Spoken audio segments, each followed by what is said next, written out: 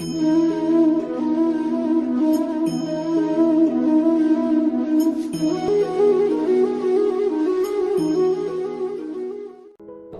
व्यक्ति दूसरे का अपमान क्यों करता है? क्या आपने कभी विचार किया है? वैसे तो हम भी बिना कारण बहुतों का अपमान करते हैं। हमारा अपना अपमान भी बहुत बार होता है।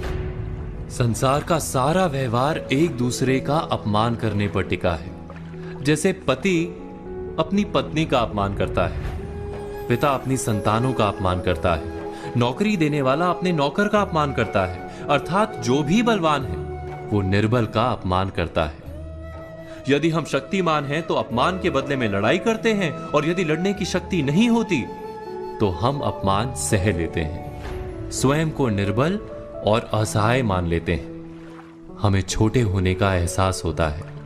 ऐसा प्रतीत होता है जैसे हमारी आत्मा कुचली गई हो। किंतु कोई किसी का अपमान क्यों करता है? हम विचार कर रहे थे कि जब अपमान होता है तो मनुष्य को अपनी निर्बलता का एहसास होता है, और निर्बलता का बोध मनुष्य को कुचल देता है। वो अधिक से अधिक निर्बल बन जाता है, अत्याचार सहने की आदत सी पड़ जाती है, आत्मविश्वास का नाश हो जाता है। और जब आत्मविश्वास नहीं होता तो मनुष्य शराब और जुए जैसे व्यसनों में सुख ढूंढता है, मन से रोगी बन जाता है।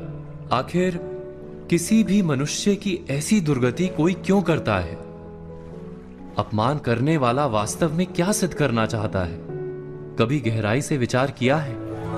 हम विचार कर रहे थे कि कोई भी मनुष्य किसी का अपमान क्यों करता है।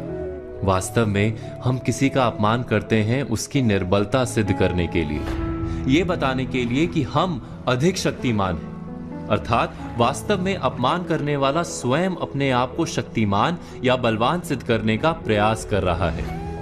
अपमान करने वाला हकीकत में अपनी शक्ति से आश्वस्त नहीं है, उसे अपनी शक्ति पर भरोसा नहीं है। दूसरों को चुनौती देकर वो अपनी शक्ति पर विश्वास प्राप्त करने की कोशिश करता है। क्या ये सच नहीं? हम बात कर रहे थे कि जब हम किसी का अपमान करते हैं तो वास्तव में इतना ही प्रकट करते हैं कि हमें अपने बल पर भरोसा नहीं।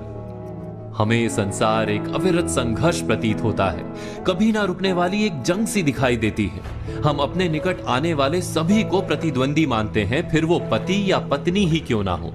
हमें निरंतर लगता है कि हमें अपनी शक्ति सिद्ध करनी होगी, अन्यथा हमारा शोषण होगा, हम किसी के गुलाम बन जाएंगे।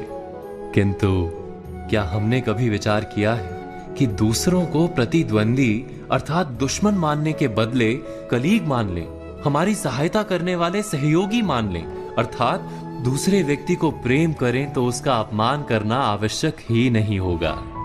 किंतु प्रेम करने के लिए आत्मविश्वास आवश्यक है। जिसे अपनी शक्ति पर विश्वास नहीं, वो प्रेम कर ही नहीं सकता।